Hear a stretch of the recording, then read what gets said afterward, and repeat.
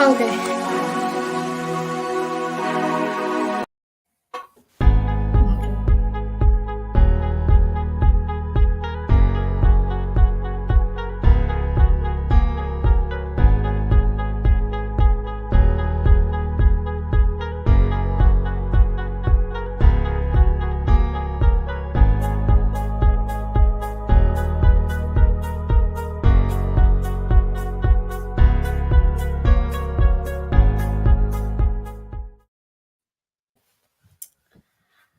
Greetings of the day, everyone. Today we have Jerome, who is Managing Director at Hexagon Data Services, which is based in London right now.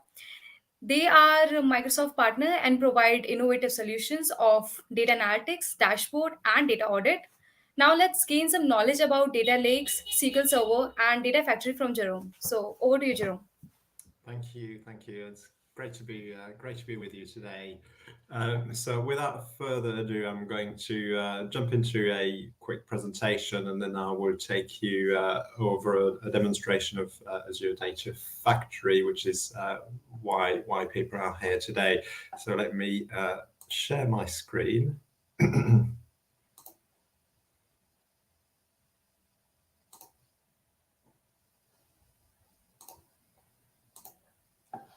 So hopefully you should be able to see my first presentation slides. So I often get asked when I talk to people about Microsoft Azure, what Azure actually is. And although it's a really interesting question, it is sometimes very difficult to explain in a few words what Microsoft Azure can do for you, for your company, and for your specific data requirements. So I tend to point people towards the Azure site because it contains some really useful introductory information about what the platform will allow you to do. I quite like the new landing page, and they've really turned it around to focus on the users. So Azure is Microsoft's cloud platform, but it's also a set of tools and frameworks that are openly available in a either server environment or serverless environment. I'll come back to that throughout my presentation. So when I said before that it was difficult to explain what Azure can do for you in a few words, that is because Azure as a platform contains over 200 cloud-based services and products, and it is not only designed for data teams, it is also designed for IT teams. So generally speaking, when you talk to people about cloud, they will think about virtual networks or virtual servers, virtual machines, and Azure will obviously allow you to do all that, to set up your IT infrastructure in the cloud without the need for large upfront investment in network and computer infrastructure. So from that point of view, it is a fantastic platform, and it is widely used. And also it allows companies to manage their user accounts through Active Directory and so on. But I'm not going to cover that aspect of Azure today. What I want to show you today is what you can do with Azure from a data point of view, because Azure also contains fantastic tools and services that allow you to leverage your data and use your data, manage your data in a really, really effective way. I'm going to focus on the data team aspect of Azure today. So before I go into the three aspects that we've mentioned before, which are data lakes or data storage, SQL Server, and Data Factory, just wanted to give you a brief overview of the key data tools that you can access in Microsoft Azure. So obviously you've got storage accounts which allow you to store unstructured or semi-structured data such as images or JSON files or any files that you want to store in an area that is easily accessible. And you've also got the ability to create SQL Server instances really easily. I'll come back to those 2 points during the demonstration. Azure is a fantastic platform for data warehousing purposes. So if you're looking to build a data model to run Power BI reports, for example, then you get a seamless experience through the use of Azure Data Factory, Azure Synapse, which is the data warehouse engine within Azure. And you also have the ability to embed Power BI reports within Azure, which can lead to cost savings when it comes to licensing. So there's all sorts of really good tools in Azure for data warehousing. And obviously, if you use Power BI as a reporting and data visualization tool, then investing into your Azure infrastructure for the data side of things makes complete sense, because you're effectively working from one integrated platform. Azure is also good a good tool if you're looking to use some AI capabilities out of the box, so without having to write your own code. And there's a set of services within Azure Cognitive Services that really very easily through API calls, for example, allow you to perform certain tasks on either text or images. So you can get sentiment analysis from a piece of text, so whether a comment made on a product on a website is positive, negative, or neutral, and you can analyze that data really quickly. You can also extract keywords from phrases, which can be extremely powerful when you need to really summarize a big piece of text. But there's plenty of other tools that are very quickly accessible. So for example, you can analyze images and get a lot of information about images using cognitive services, translate text. So there's plenty of out-of-the-box tools for AI purposes. If you work in the data science space, then you'll also be pleased to know that you can use the Azure platform to run your machine learning models. So you can use the ML Studio within Azure to prepare your data, to build, train your models, but then also to deploy and manage those models into a production environment. So you get access to your notebooks, to your Python libraries. All that is available straight through the Machine Learning Studio, which is, again, another fantastic resource, which we're not going to cover today, but I just wanted to give you a bit of an overview of those capabilities. What Azure also allows you to do if you're looking to automate certain processes is to create through logic apps or Power. Logic app is the Azure version of some of the tools you can also find in Office 365, like Flow, for example, but in a kind of enterprise environment. So Logic Apps allows you to build complex flows to automate your data processes and allow you, for example, to trigger automatic emails or to run some of the cognitive services APIs when data is uploaded to a database, for example. So this is another really powerful aspect of Microsoft Azure. So as I said earlier in the presentation, today's focus is really on three things. So SQL Server, storage accounts, or data lakes. It's effectively the same thing. So storage accounts is the Microsoft term for a type of data lakes, and Azure Data Factory, which is an ETL, so extract, transform, and load platform, which allows you to move your data from a range of source systems into a range of destination systems. So using Azure Data Factory, you can really make the most of your engineering capabilities.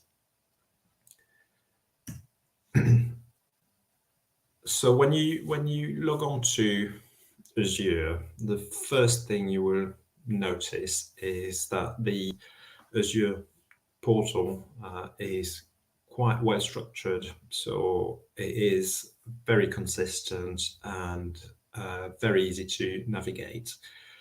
The other advantage of the Azure platform is that you can manage your resources under a subscription by grouping items or services into what is called a resource group. And that is really important, because if you work on a specific project, or if you have specific client requirements, then you can group all the relevant services you use, for example, cognitive services, SQL Server, databases, storage accounts, all these services that may be used for the same task or the same project can be grouped in the same resource group, and that allows you to find those resources very easily, and it also allows you to manage costs effectively, because you can at a very granular level see how much you spend on each item within a resource group on a daily, monthly basis. So the cost analysis capabilities within Azure are really, really useful, because obviously when you run large scale projects, cost is always a big consideration, and managing your resources in a consistent way is absolutely key in being able to manage those costs well. So one of the advantages of Azure, and is one of the services I use on a practically daily basis when I work on client projects or scope client projects, is SQL Server. So you probably all know about SQL Server. What you may not know is that you can run SQL Server database in Azure without the need to provision an entire server, for example. So if you just need to run a database for a project, then you no longer need to worry about the infrastructure behind that database engine. You can log onto the Azure portal and create a new SQL Server instance.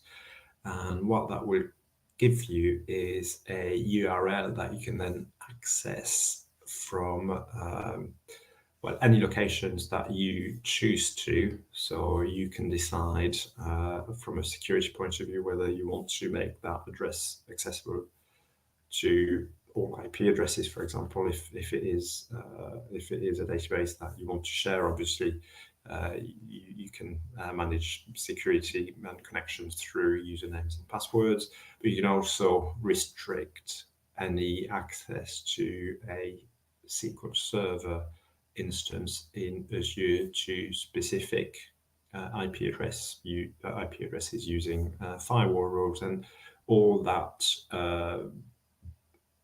traditional database management is done directly through the Azure portal. So from the Azure portal, you can create server pools. If you've got multiple servers that run together, then that will, if you've got a number of databases, over over large-scale projects that can save a significant amount of money.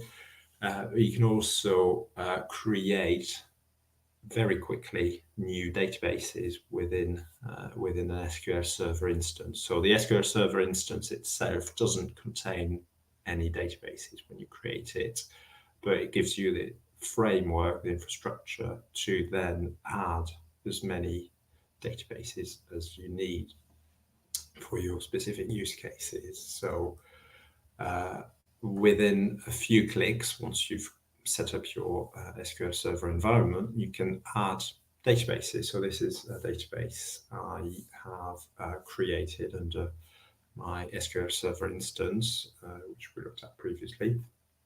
And once you generate a new database, you can then monitor its performance, or you get an up-to-date view of the compute utilization. And the reason that is important is because the cost of each database can be managed in a very dynamic way. When I say the cost, I also mean the resources. So you can very, very easily scale up and down a database depending on your daily usage, and that is one of the key advantages of using SQL Server in the cloud. Is that if for an hour every day or every week you run a particularly intensive process, then you don't need to provision a vast amount of resources up front. You can set and change the scale of the database, or the pricing tier as it's called in Azure, to really suit your specific needs. And the way that is done is, as I said, by changing the pricing tier of your database. And this is extremely simple in Azure.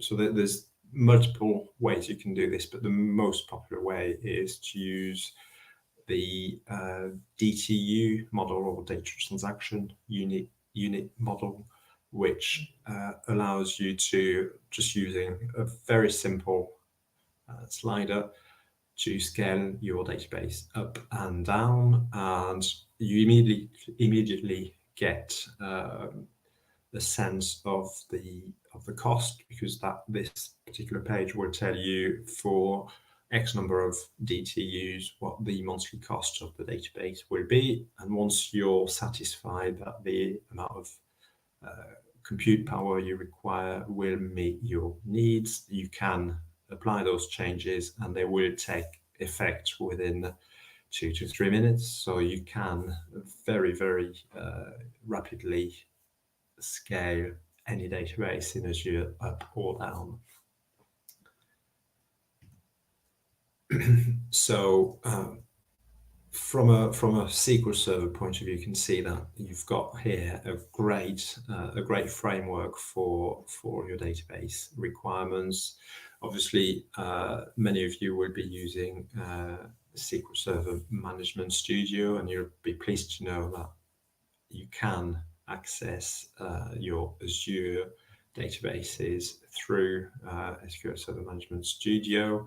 You just connect to your databases as you would connect to your local databases, as long as you provide the correct connection strings and have access through your firewall rules.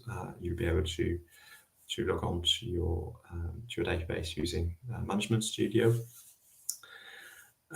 Within the Azure environment, you can also very easily restore databases. So Azure will take care of the backups for you, so you don't need to worry about creating logs or having a separate storage account to store your backup files. All that is taken care for you within the Azure portal.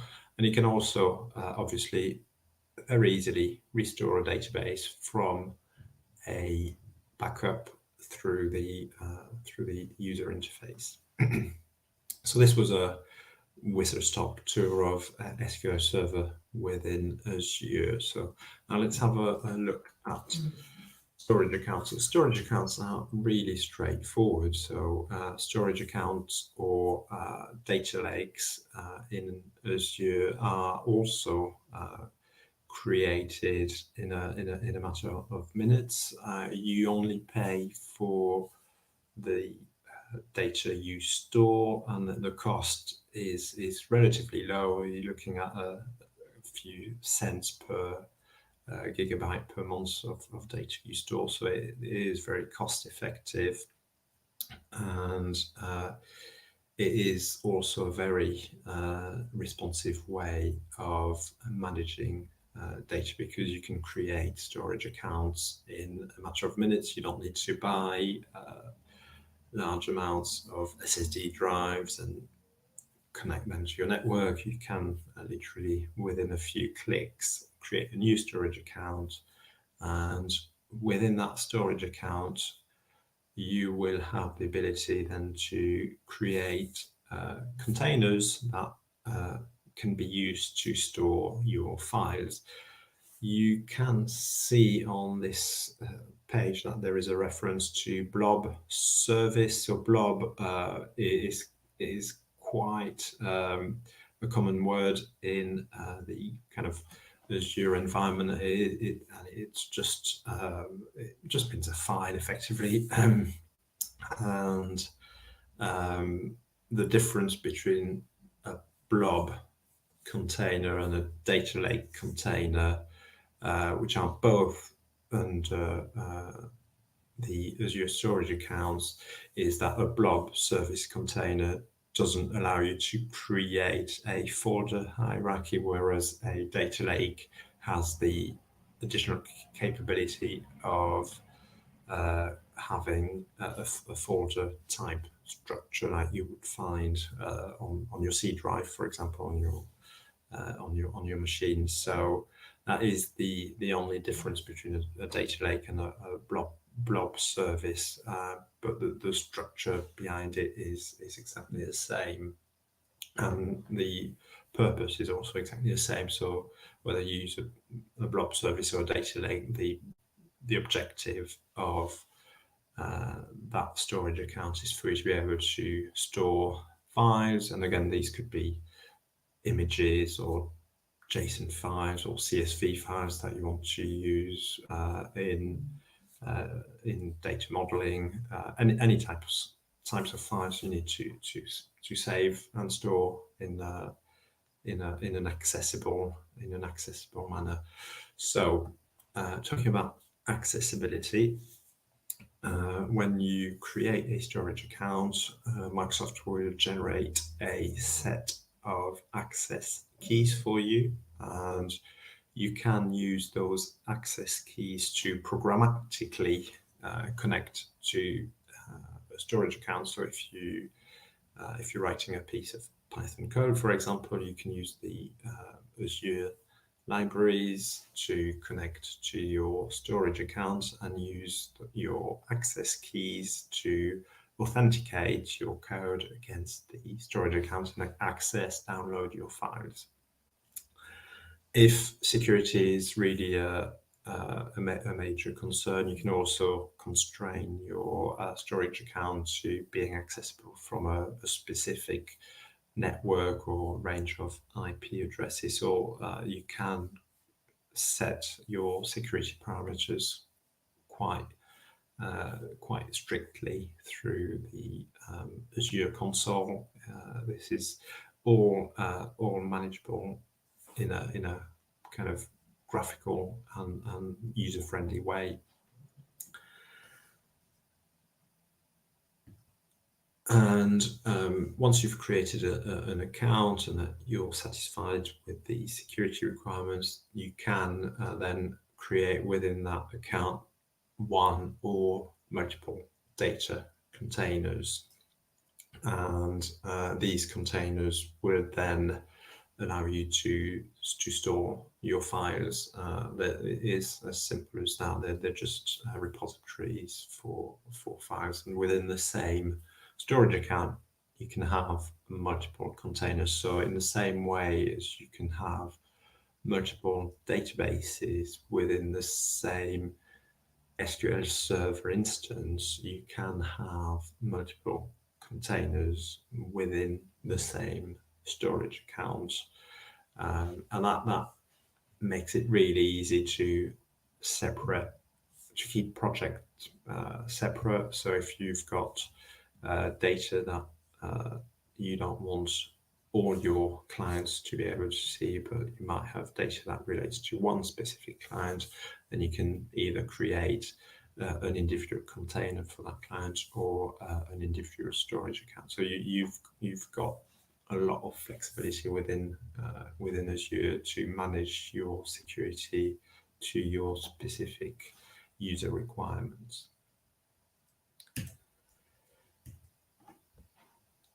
So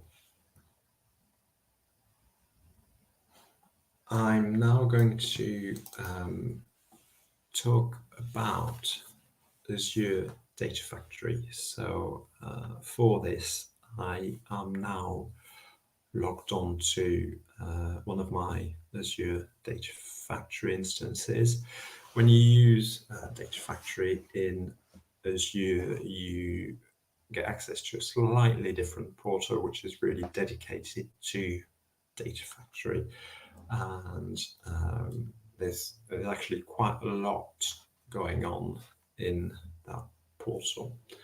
So first thing you will see when you log on is some links to recent resources that you have accessed, and some links to perform popular operations like transforming data or orchestrating data pipeline.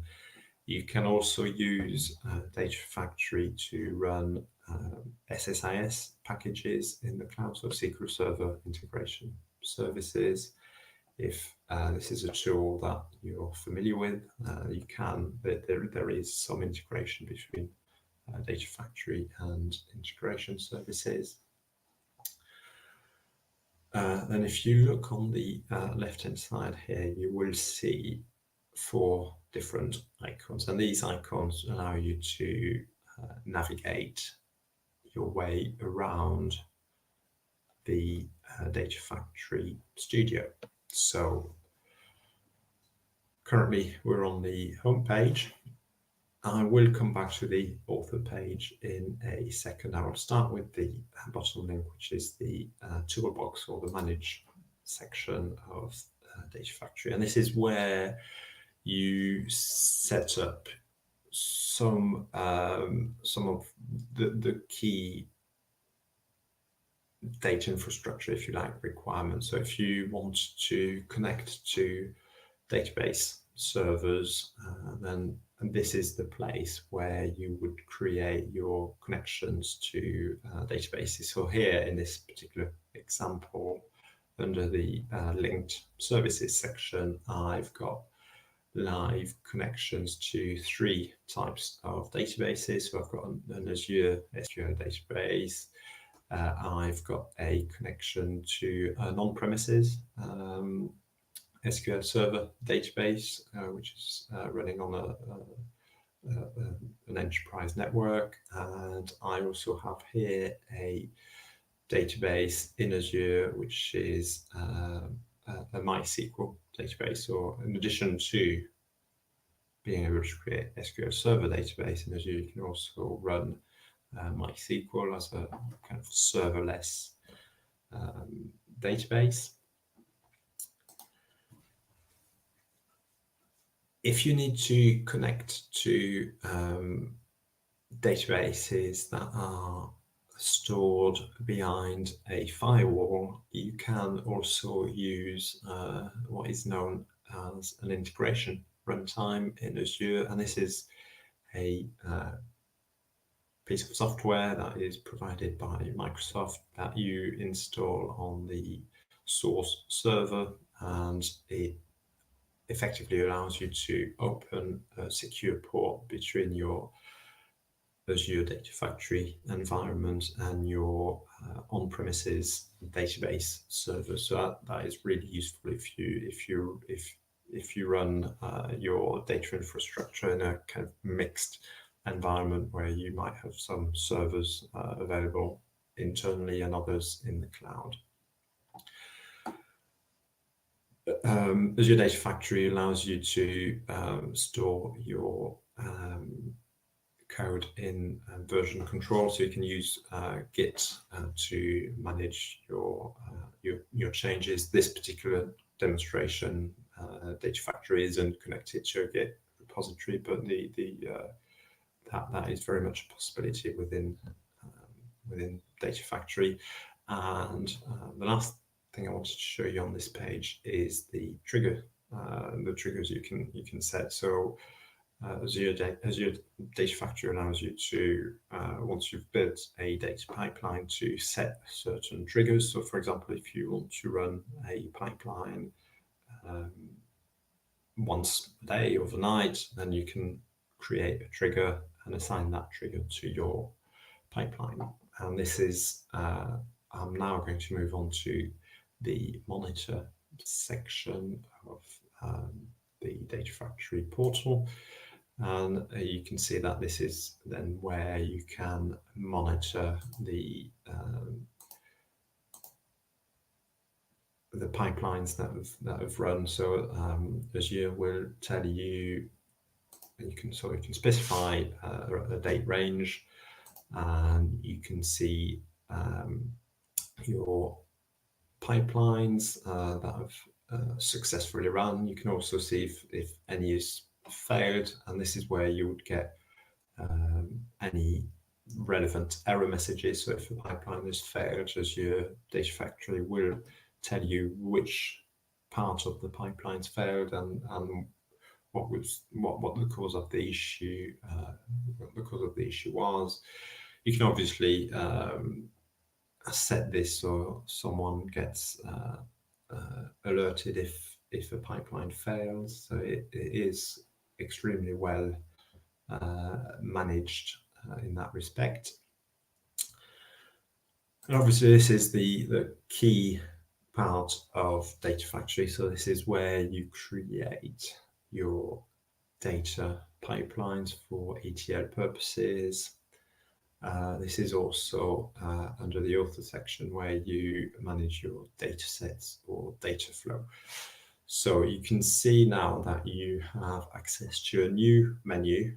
So as soon as you click on author, you will see this menu on the left-hand side. And this gives you access to pipelines. So a pipeline is a series of data tasks or data transformations that you can trigger and manage. A data set is a connection to a particular data source or destination. So it can be an SQL server table, or it could be a CSV file or an Excel file. The number and type of data sets you can create in Azure is quite vast. So you can see when you create a new data set that you've got many options to choose from. So you could potentially connect to an AWS S3 storage bucket if you needed to. You can also connect to RDS for Oracle through AWS or SQL Server. You can connect to your files that are saved in blob storage. You can connect to various types of databases within Azure, and the list goes on and on. So you can see it is quite comprehensive. You can connect to HTTP endpoints or APIs.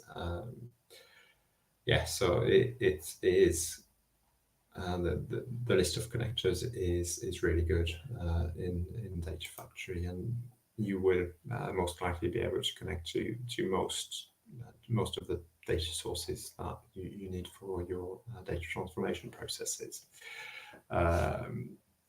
Once you've set your data sets, then you can start building your pipelines. So I'll show you an example of a pipeline here. So this particular pipeline has got 3 tasks.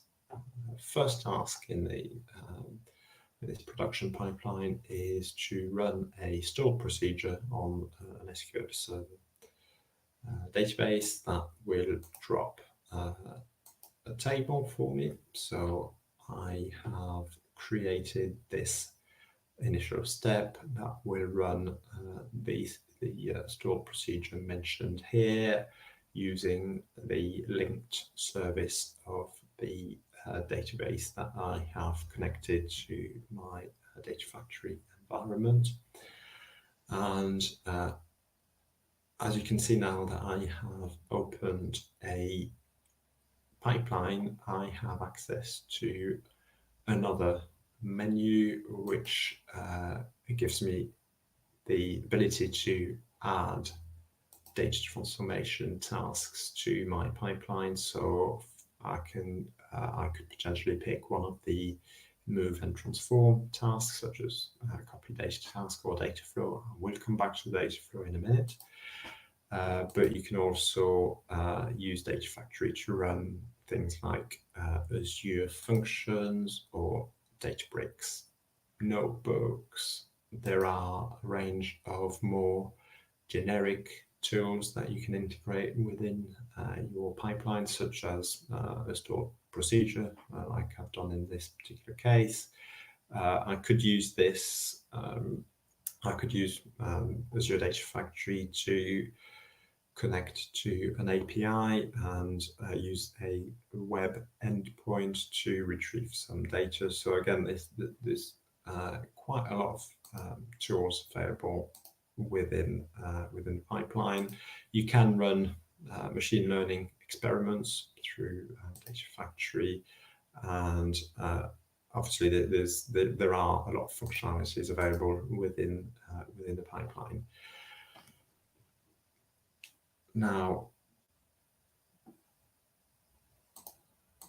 we've talked about the stored procedures, so let's have a look at the next step in the pipeline here, which is a copy data task, which I've taken from this move and transform sub-menu. And this really is as simple as it sounds. It is a type of tasks that allows you to connect to a data source. So in order to be able to connect to a data source, you first need to have a data set up, which I have here. And you have also, once you've connected to a data source, the option to, for example, restrict the data you want to import by applying a query to the data table. So here, for example, I only wanted data sets that were imported from the 29th of January onward, but you can type any sort of SQL query in here, and you just specify a destination or what is called a sink in Data Factory speak. It is essentially a data destination. Again, you need to have specified a data set for that sink or that destination table, which I have done here. And then you can specify certain parameters. For example, you if the data in the source system is likely to change regularly, then you can set this copy data task to automatically create a table, in which case once it has run first, you would need to write a pre-copy script to drop the database table. Obviously, if you set it to auto create, it will work the first time, and then the second time it might fail because the data table already exists. So you need a mechanism to delete that table. And then the mapping is done like this. So it's automatically mapped the columns, but you have the option to then amend the mapping if you choose to. The third and final task in this particular pipeline, and as you can see as well, these tasks will run in this particular sequence because I have linked them together. If you want to run certain tasks in parallel rather than running them in that kind of sequential way, then you have the option to just remove those links, and Data Factory will just run all three tasks at the same time.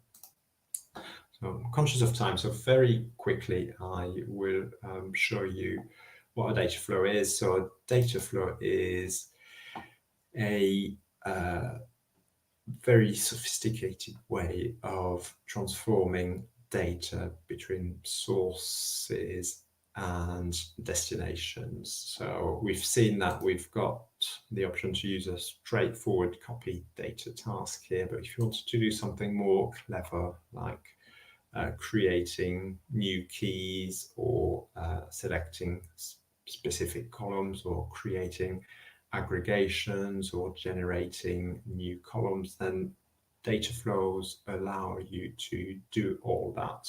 So a data flow works a bit like a copy data task. So you need to specify a source here and a sink at the end of the process. But what data flows allow you to do is build steps between your source and your destination data. So for example, here I have a set of new columns which I have created, and you have within Azure Data Factory, although it is a no code kind of environment, you have the ability to build new columns using code. So you get access to a visual expression builder where applicable. And if I just quickly show you the type of transformations you can perform through this list, you will be able to see that Data Factory is extremely powerful. So it, for example, it allows you to join tables together, to check if data exists in another table, to do lookups, to create derived columns, to pivot and unpivot data. This is actually something I have been using surprisingly often. You can also flatten your data. You can filter it, sort it, alter it. So there's most of the transformations you need to do to a data set can be achieved by using one of the tools in the data flow environment.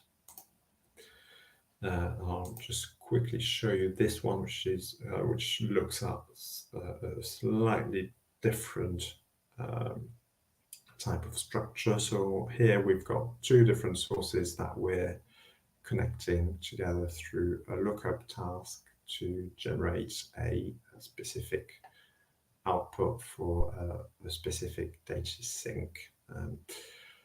So I've been talking for 44 minutes, so I'm going to wrap my presentation up, and I don't know if we have time for any questions.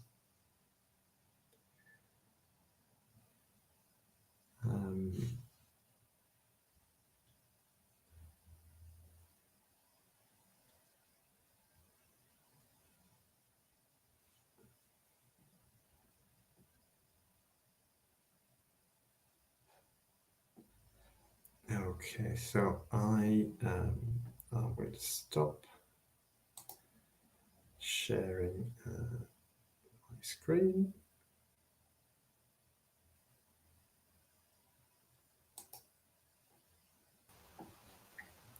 Okay, so yeah, that was a great presentation, Jerome. Good. I'm Yeah, glad we you enjoyed. have some questions if you have like some time. Sorry? We have some questions Oh, like, yes, yes. Yeah, go for it. Yes. okay, maybe Lakshit, you can add the first question by Ritika. What is the maximum size of message that can be stored by Azure queues? That was the question on the Maximum screen. size of message. Oh, Azure queues are quite small. I couldn't tell you off the top of my head the maximum size of the messages you can store in Azure queues, but it is quite small, I believe. Okay. I'm sure if you go on Azure and do a quick search, you should get a number for this. Okay, let's move to the next question. It is by Pranjal Sharma. What is the difference between HD Insight and Azure Data Lake Analytics? Again, that's a great question. It really depends on your user requirements, and like many services in Azure, there's no right or wrong approach. There's just different ways of achieving the same goal. So it will be down to, I guess, user requirements and developer preference, I suppose. Okay. So, about the next question, how much data can be restored like once it has been deleted? Then, for how much for specific time the data can be restored by Azure? Yeah, so if you're talking about SQL Server, the default backup duration is set to 7 days when you create a database, but you can easily change that to have a longer retention period for your data. In terms of blob storage, I believe if you delete a file, then it is kept for 30 days if you select the soft delete approach when you set up your storage account. Okay, so it basically depends on the type of storage that you are using. Yeah, absolutely, yeah, yeah. Yeah, okay. So the next question is by Mayur Krishna. Can I pass parameters to a pipeline run? Yeah, that's another great question. Absolutely. So, obviously, because of the amount of time we had, this is not something I was able to cover, but yes, you can absolutely pass parameters to a pipeline. So, for example, if you have a list of 20 or 30 CSV files that you want to import into SQL Server, you don't have to manually pass those files individually. You can use parameters, and you can grab metadata from folders as well and pass the file names, for example, as parameters into a pipeline run. Yes, yeah, absolutely. Okay, about the next question, difference between data lake, data warehouse, and data factory. So a data lake is it's essentially just a storage area for you to keep your files together. So if you have JSON files, CSV files, images that you want to be able to store, then you would use a data lake for that type of semi-structured or non-structured file. A data warehouse, on the other hand, tends to be more structured, so it will, generally speaking, be based around SQL type tables, which have got quite specific structures and are quite rigid. And Data Factory is effectively a mechanism for moving and transforming data. So you would use Data Factory, for example, to copy data from a data lake source into a data warehouse environment, and that is quite a common scenario where you have files stored in data lakes that you want to move into a more structured environment for reporting purposes, analytics purposes, because once you've got data in a data model in a data warehouse, you can easily then connect to tools like Tableau or Power BI for visualization purposes. Okay. The next question is by Rush Bhardwaj. How do I gracefully handle null values in an activity output? Yes, no. Unfortunately, there's no values are often problematic. Within Data Factory, I did briefly show you an example where I wrote a particular piece of code to create a new column, and I think in this particular example, I was using a function within Azure Data Factory that allowed me to find null values. So you get access to functions like is null or the coalesce function that allows you to replace values as well if there's no values available. And this is how I manage null values. Okay. So the next question is, how can someone from non-computer background apply for data engineer role? Like maybe a yeah. Yeah, that's a really good question again. There are thankfully now many resources available online to help people learn about computing and data engineering. And actually, there's a lot of free resources on the Microsoft Learn platform. I don't know if this is something people use. It's certainly something I access on a regular basis to keep up to date. There's plenty of free modules on the Microsoft Learn platform that will allow you to learn data engineering from scratch. And there's multiple certification pathways, so you can learn about Azure fundamentals through Microsoft Learn, and you can gain a data engineering certification again by going through modules on Microsoft. And then obviously you have access to sites like Udemy, which contain some fantastic resources as well. And LinkedIn is a great resource, and communities like this are great resources for helping people gain knowledge and understanding of data roles. Okay. Yeah. Right. So is it only the courses that helps, or for like grabbing a job, or you should do something else like some certification you can do with Microsoft, right? Yeah. And projects, maybe internships that might help. What's your Yeah, thought on yeah. that? If you haven't got a computing background and you're looking to get a job in a data environment, then yes, absolutely, internships, working on your own project, so finding something that is maybe unique or niche. There's so much data available now on the web that you can find your own project that will be innovative and that will be new and that might help a certain industry as well. So I know here in the UK, for example, I work a lot in the education sector, and Mhm. there is a lot of education related data that is regularly published by the government statistic agency, and just using data that is publicly available and maybe transforming something that is not very user friendly, like a set of CSV files which contain thousands of columns and hundreds of thousands of rows, into a nice visual dashboard, so that people can really understand what those big statistics mean. It is something that literally anybody who wants to learn can do at their own pace. Right. Agree. So the next question is by Praveen Nagar. How do I run a SQL query in a pipeline? So you can, if you use a copy data task, you can in the parameters run a piece of SQL code. So you can have a pre or post SQL code in those copy data tasks.